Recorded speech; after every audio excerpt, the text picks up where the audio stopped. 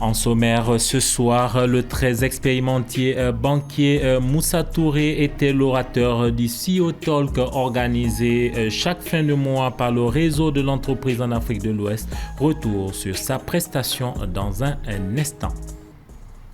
Notre grand format de ce soir fait un focus sur un pan important de l'histoire, à savoir la relation entre la littérature et la linguistique. Les Mauritaniens ont voté ce samedi pour départager les 7 candidats dont le président sortant, grand favori à sa succession, le point en fin d'édition. Madame, Monsieur, bonsoir. Pour la 11e fois, le réseau de l'entreprise en Afrique de l'Ouest, Réao Mali, a tenu ce samedi son CEO Talk. L'orateur était le directeur général de la Banque Atlantique, Moussa Touré. Ce cadre est revenu sur son parcours de banquier et sur sa vision du secteur. Le point avec Soumaïla Fani. Les réseaux de l'entreprise en Afrique de l'Ouest et Réao Mali organisent périodiquement les CEO Talk pour le partage d'expériences et de parcours entre les chefs d'entreprise confirmés et les jeunes aspirants entrepreneurs. Pour cette 11e édition de son CEO Talk ce samedi 29 juin, le Réao Mali a choisi un invité de marque ayant une solide expérience en banque.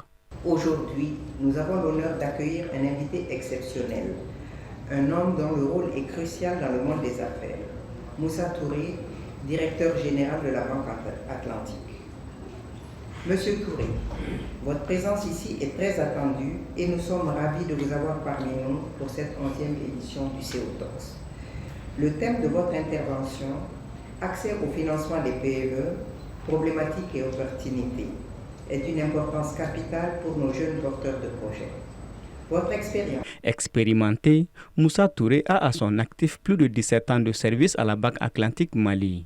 Titulaire de plusieurs diplômes en management et finance, M. Touré a occupé plusieurs postes de responsabilité au sein de cette banque avant d'en devenir le directeur général en février 2022. Quand on demande souvent aux gens, les gens pensent qu'au niveau de la banque, il y a une machine qui est là, qui fabrique des billets.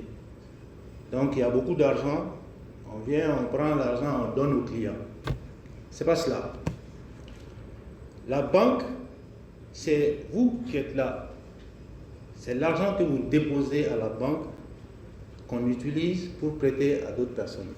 Donc c'est pour vous dire qu'aujourd'hui, on exerce une activité très très réglementée où on ne peut pas se permettre tout. Quand on dit non, ce n'est pas parce qu'on veut forcément dire non.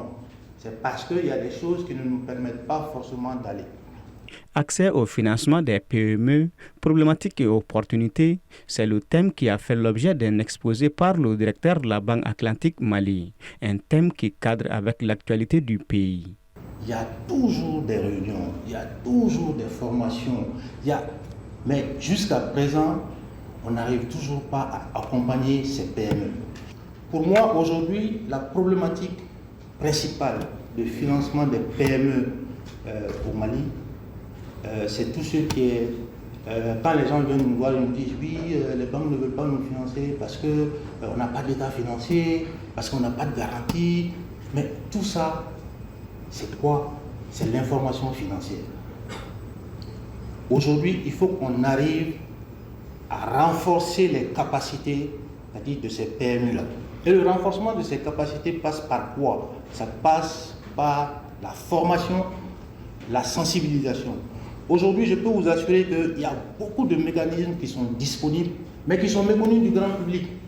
Selon lui, il s'agit des mécanismes mis en place par le régulateur, c'est-à-dire la Banque centrale des États de l'Afrique de l'Ouest, pour financer les PME, mais avec un certain nombre de critères. Une vingtaine de filles ont été outillées sur les questions de leadership afin de leur permettre de maîtriser les techniques de management et de gestion stratégique. Ces dernières ont reçu leurs attestations de fin de formation hier 28 juin, ce dans le cadre de la 2e édition du programme annuel de formation des filles en leadership féminin. Plus de précisions avec Paul Yapinguessan. Au Mali, l'un des défis auxquels les femmes sont confrontées est leur faible participation à la prise de décision au niveau communautaire, local, régional nationale et même internationale, qui se traduit par une faiblesse de leadership féminin. Un autre défi majeur est l'inégalité de genre. Afin de permettre de mieux réduire ces inégalités et de donner la chance à de nombreuses filles, que Women Tech Mali a organisé cette formation en leadership féminin et sur le genre. Pendant 3 jours, on avait 20 filles qu'on a formées sur le leadership féminin, comment être des leaders des cités, comment s'outiller à travers les technologies, comment entreprendre à travers les outils de la technologie. Et que ces jeunes filles puissent entreprendre des projets à travers le numérique eux-mêmes pour défendre leurs droits et faire la promotion des droits des enfants. Ce projet a permis de créer une communauté nationale favorable dans laquelle les filles et jeunes femmes peuvent se connecter, s'inspirer et s'encourager les unes les autres à réaliser leurs passions. La jeunesse d'aujourd'hui affronte un gros problème qui est le manque de lecture. Un livre est un œuvre d'art très puissant que nous les jeunes de maintenant nous ignorons. Ouvrir un livre, c'est fermer la porte au monde, de dire au revoir à la médiocrité et bonjour à la connaissance. Si je me tiens devant vous avec un cœur blessé et meurtri, pourquoi me direz-vous? La raison est flagrante. Trop de sang a été versé, trop de vies ont été détruites, trop de villes ont été rasées, trop de rancune a été accumulée. Tout cela me fait tellement mal. Je suis sûre que c'est le même effet pour vous. Les valeurs, ça va, ça vient. Les enfants n'ont pas les mêmes valeurs. Il y a des enfants qui ne connaissent pas la guerre, d'autres n'ont jamais connu la paix. Comment peuvent-ils avoir les mêmes valeurs? Ces veuves qui errent sans but, traumatisées, dépourvues de toute ressource, ces soldats tombés au front, ces martyrs en pagaille, n'ont-ils pas droit à la paix? Pour ce faire, un vrai travail de coaching a été mis en place afin d'aider les jeunes filles à être des leaders de demain. Aujourd'hui, nous nous plaignons beaucoup pour l'avenir des enfants, pour leur employabilité, pour leur leadership. Et je pense que c'est une très grande manière pour Women Tech de participer au futur leadership de ces jeunes filles, mais aussi participer à leur employabilité en les rendant plus performants, en leur donnant les outils de la technologie qui sont les outils du futur. Le programme national de renforcement des organisations de la société civile pour les droits de l'enfant, initié par Save Children, est financé par la coopération suédoise. Ce programme se propose de soutenir directement les organisations partenaires de la société civile et a pour objectif général de contribuer à une société civile forte qui exige et soutient la réalisation des droits de l'enfant en demandant aux États de rendre des comptes, en mobilisant et en responsabilisant les enfants et leur communauté.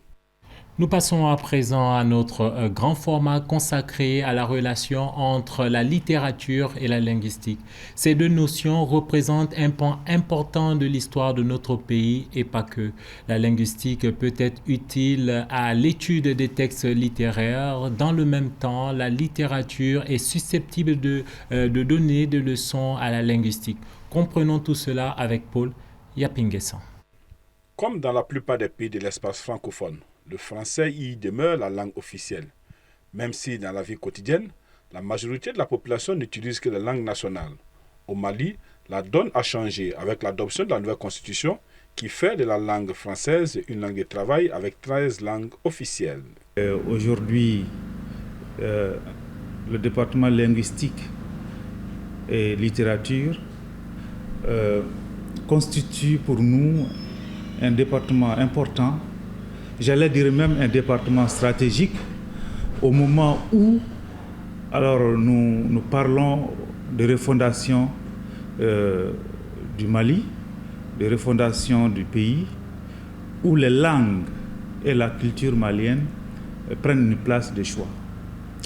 Donc, de ce point de vue-là, les recherches linguistiques doivent être boostées et valorisés, et les résultats doivent être valorisés au profit de la communauté, au profit des décideurs.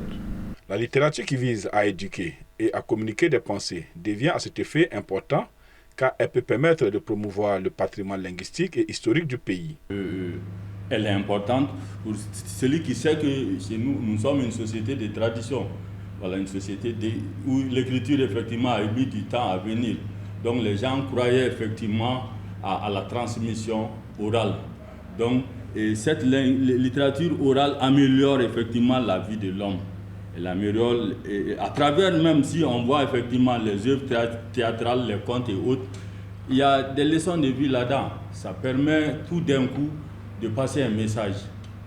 Tout comme la littérature, la linguistique est primordiale du fait que son objet d'étude est basé sur la langue. Parce qu'elle permet surtout d'étudier les différentes langues dans nos sociétés, dans tous les aspects, que ce soit dans les domaines morphologiques, sémantiques, phonologique, pragmatique. Donc, nous ne sommes pas sans savoir que le Mali est en phase d'officialisation des 13 langues nationales du Mali. Donc, quand on parle d'officialisation, il faut en un premier temps faire valoir ces langues-là. Et il faut faire en sorte que ces langues arrivent à s'imposer dans le domaine international, même si on ne peut pas faire en sorte que... Voilà. Donc, la linguistique, elle intervient dans ces domaines parce qu'elle va nous permettre d'élaborer des documents, que ce soit écrit ou à l'écrit ou à l'oral, dans ces différentes langues-là. Donc, ce qui permettra une meilleure valorisation et une meilleure promotion des langues. Selon les chercheurs, en officialisant les 13 langues nationales en langue officielle, selon l'article 31 de l'acte fondamental, ce sera un grand atout pour le pays. Bien sûr, ça serait un grand plus, dans la mesure où l'être humain n'est rien sans sa langue. Une société existe à travers sa langue. C'est pourquoi un adage dit que lorsqu'un être humain, lorsqu'un homme perd sa langue, il perd son identité, il perd tout. Donc, c'est un grand apport. Si l'Institut des sciences humaines a contribué à la politique linguistique du Mali, il joue également un rôle de promotion des langues nationales du pays. L'Institut des sciences humaines, de par le passé, a contribué à l'élaboration de la politique linguistique du Mali. Et ça, c'est extrêmement important. Et nous avons aussi contribué à développer un certain nombre de réseaux sur ce plan-là. Je fais allusion à la convention de partenariat que nous avons signée avec l'Université de Leiden aux Pays-Bas en 2019, qui nous a permis de développer des recherches sur les contes, des recherches sur les langues, mais aussi sur la pratique de l'Indigo. Donc c'était un programme assez vaste, mais qui prenait en compte les langues, les recherches sur les langues nationales. Et une recherche importante a été menée pendant 2 ans sur la langue Songoi à Gao à cet effet. Aujourd'hui, les langues nationales sont largement utilisées dans la sphère publique au Mali.